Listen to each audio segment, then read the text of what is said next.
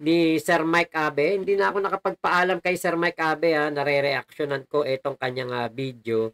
Panoorin po natin. Panoorin po natin. Sama-sama nating panoorin ng buo. Kasi naumpisahan ko lang to eh.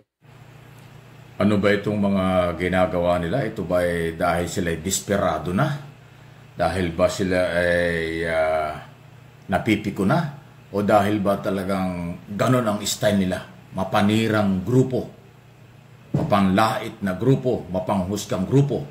Ang tinutukoy ko po itong dalawang isyo na muli na namang nanggaling sa mga kilalang Duterte supporters. Alam niyo, wala namang personalan dapat eh. At saka dapat po ay huwag dalhin sa mababang level ng usapan. Okay? Pero dahil nga po sa siguro wala na silang depensa, wala na silang magawa kung hindi mga panlalait at saka hupang-husga ang ginagawa. Ang tinutukoy ko ay ito pong pinalabas. Naku, marami magagalit yan. Lalo na po ang Iglesia ni Cristo, ang INC.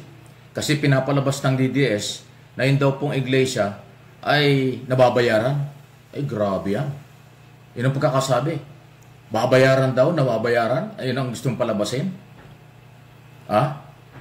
Ng gobyerno para daw sumuporta yan po sa pahayag ng Pangulo sa kanyang opinion na dapat walang impeachment. Walang impeachment dahil daw sa walang oras panahon, sabi ng Pangulo. Sayang lang at saka hindi daw importante. So, hindi ho talaga katanggap-tanggap yun. Hindi ako membro ng INC. Ako po'y Katoliko. Pero yung akusahan, pagbintangan, pagdudahan na yung isang lehitimong religious organization ay sasabihin nababayaran o binayaran, yan po'y masyadong masyado pong masamang paratang at hindi yan katanggap-tanggap. Alam nyo yung sinabi nyong nababayaran o binayaran ng papabor doon sa nagbayad, yan pinapakahirap patunayan. Diba? Kaya hindi ko masisisi na ang mga membro ng Iglesia ni Cristo ay magagalit sa mga DDS. Magagalit sa mga nagpakalat nito. Ayaw ka nang tukuyin. Alam naman ninyo kung saan nanggagaling yan at personalidad. Dating nasa media pa yata yan di ba? Nagpapakalat nito. Isipin mo yon. Ay alam nyo, ang Iglesia ni Cristo ay isa sa mga malaking religious organization sa bansa at sa buong mundo. Milyon-milyon. Yan ang lehitimong milyon-milyon na mga member. Tapos aakusahan nyo na nababayaran at babayaran ng Malacanang para doon sa rally na suporta sa opinion ng Pangulo sa impeachment issue. Wow! Anong tingin nyo sa kanila? Ako naniniwala ang INC may sariling paninindigan, paniniwala at karapatan sa kung ano ang kanilang posisyon at ano ang kanilang gustong sabihin. Dahil ako naniniwala ang INC ayan po ay laging sumusuporta sa gobyerno kahit sino ang gobyerno. Tinutulungan nila dahil kasi ang kanila ay kapayapaan, kaunlaran, katahimikan ng bansa. Hindi ko sila kailanman nag-umpisa na katulad ng ibang relihiyon para magpabagsak ng gobyerno. Ang INC hindi ganon. Merong mga relihiyon ang ginagawa ay ginagamit ang organization para pabagsakin ng gobyerno. Itong INC hindi sila ganon.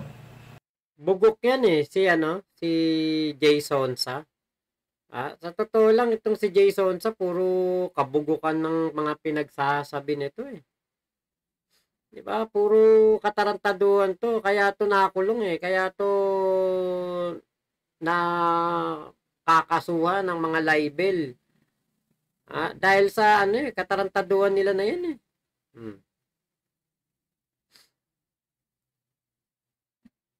Wala, hindi na dapat tong si Jason Sa pinag-e-ere. Dapat dito na to.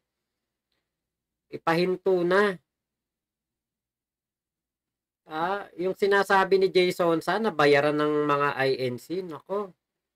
Baka mamaya tumalikod pa ang INC sa pagsuporta kay Sara dahil sa sinasabi nitong si Jason Sa. Yung kanilang paninindigan na maniwala at sumusuporta kay Pangulong Marcos sa opinyon ng Pangulo sa isyong ito. Bakit yung pagbibintangang nababayaran at binabayaran? Wow! Paano pag nagalit yung kanilang mga supporter sa inyo. Sa mga DDS po nang galing ito. Ayaw ko ng pangalanan. Alam nyo kung sino po yung nagpalabas nito. Na hindi ko alam kung anong pinanghuhugutan kung bakit siya ganyan.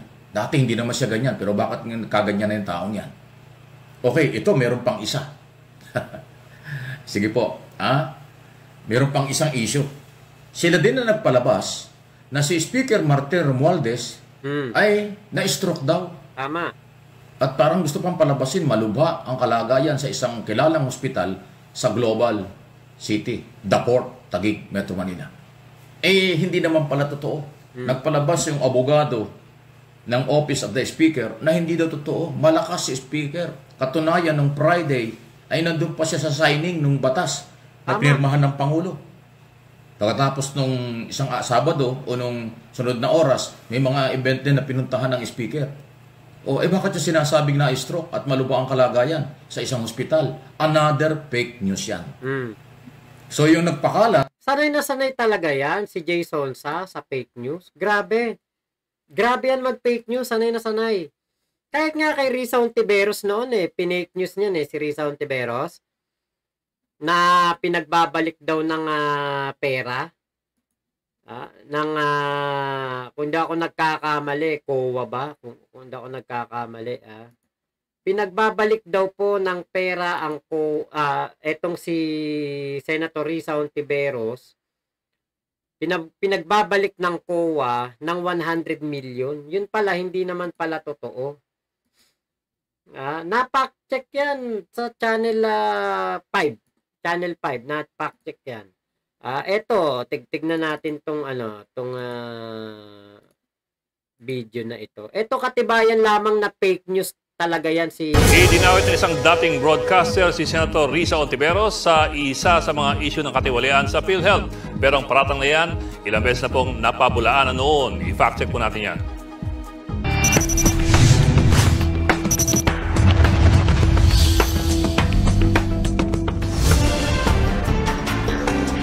Mga kapatid, muli na namang sasalang dito sa fact check ang dating broadcaster na si Jay Sonsa.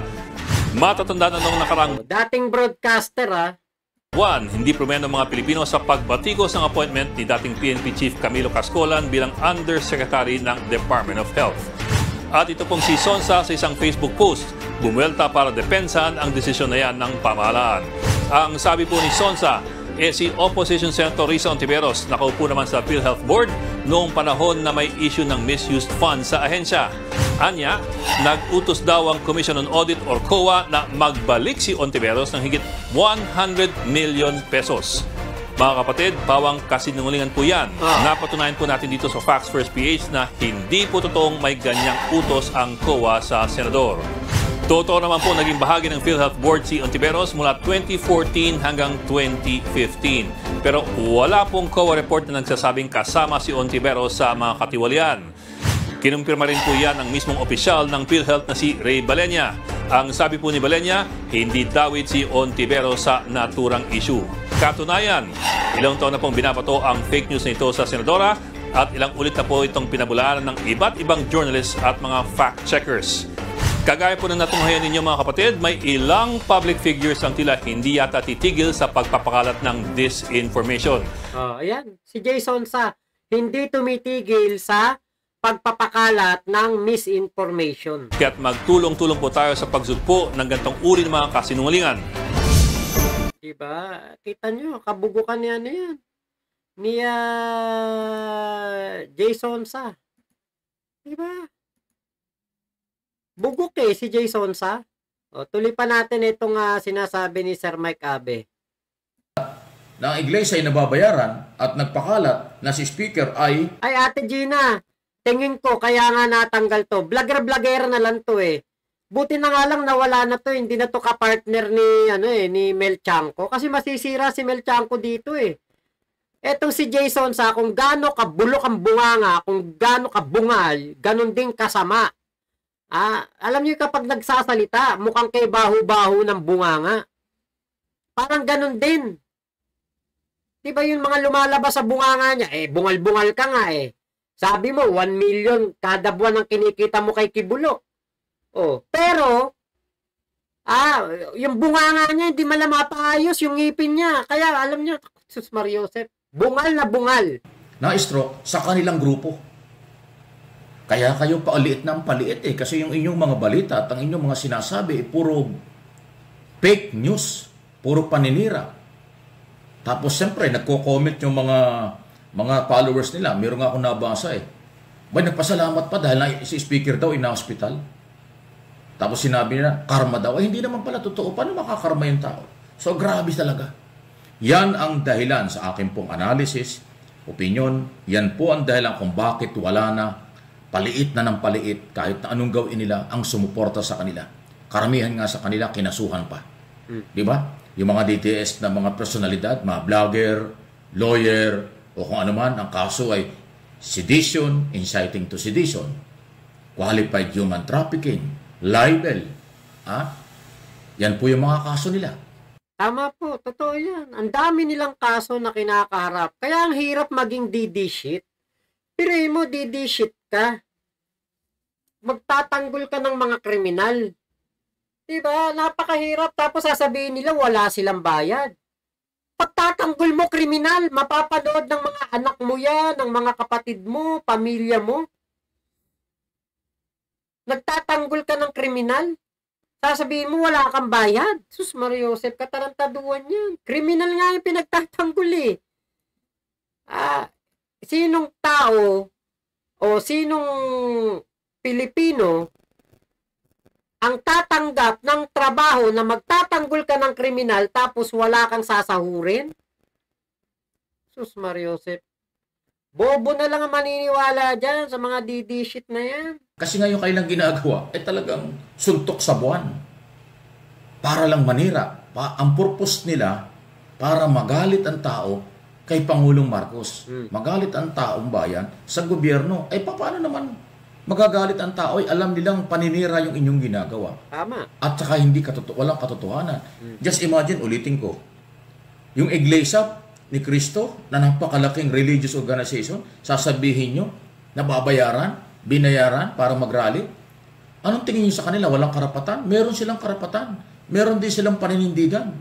At yung kailang karapatan yan, huwag natin pigilan. Hayaan natin sila. Irespeto na lang. Di ba? Pero yung sasabihin mong binayaran, nababayaran, may pagka-liabilis yan. Baka i-demanda kayo. Dadami na naman ang kaso nyo. So, ayan, dalawang issue lang. Parehong galing sa DDS supporters na parehong hindi ka panipaniwala, parehong fake news, parehong paninira, parehong personal na issue. Iyan, inilalatag ko sa inyo. Ano po ang inyong masasabi dito? Okay? At yun hong mga troll at mga buzzer, paikot-ikot lang kayo. Alam naman namin kung sino kayo. Kakaunti naman kayo. Hindi nga kayo makapagpakilala eh.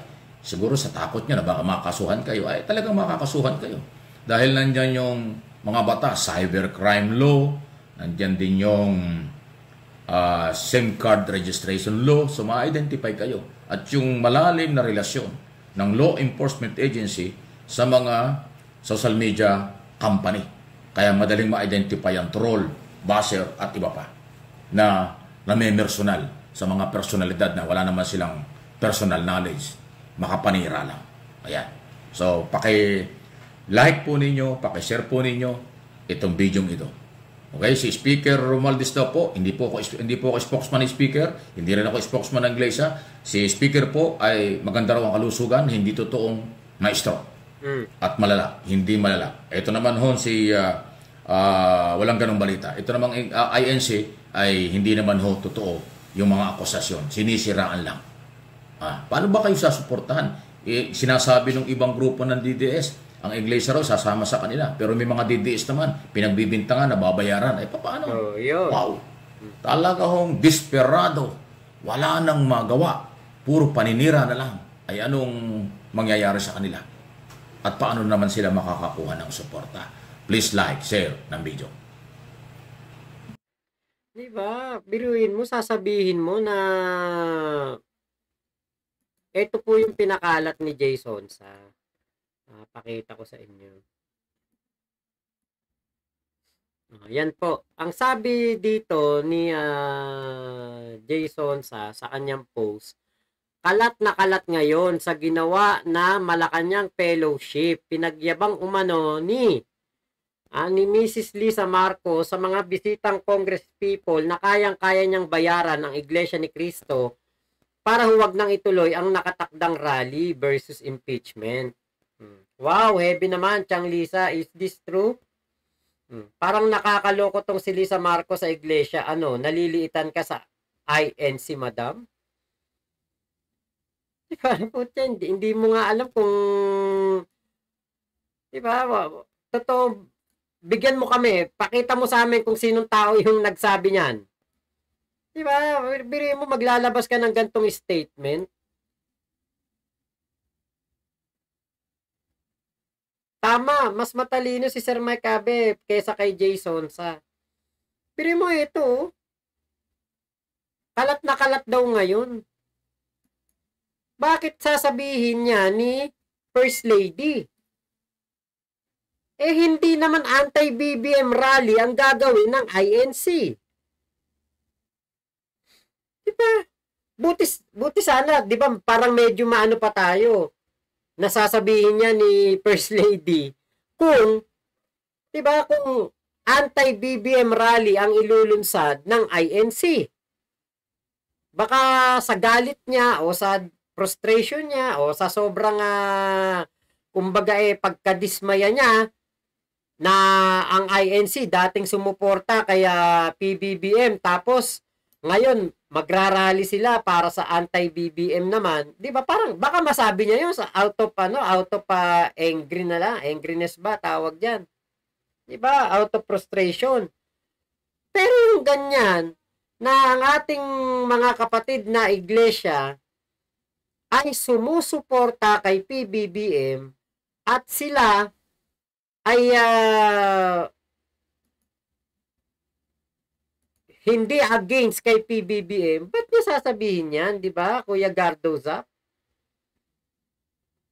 Kaya itong si Jason sa dapat talaga dito, masampulan yan eh. Actually, marami naman ng kaso yan, marami ng ano yan, marami ng busit dyan eh, marami ng, alam ko nagde-demanda dyan, sana mag-prosper ang mga demanda dyan, kahit isa lang. Para ano talaga yan. Kasi naoblo na yun sa NBI yata. Di sana naman ngayon magkatotoo na maoblo pa yan lalo.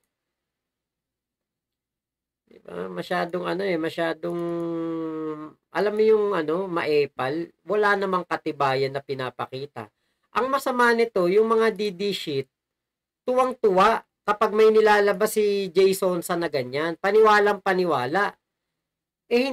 Alangan man lang pinapakita kahit isang ebidensya sa inyo, tas tuwan-tuwa kayo kapag may nilalabas si Jason sa.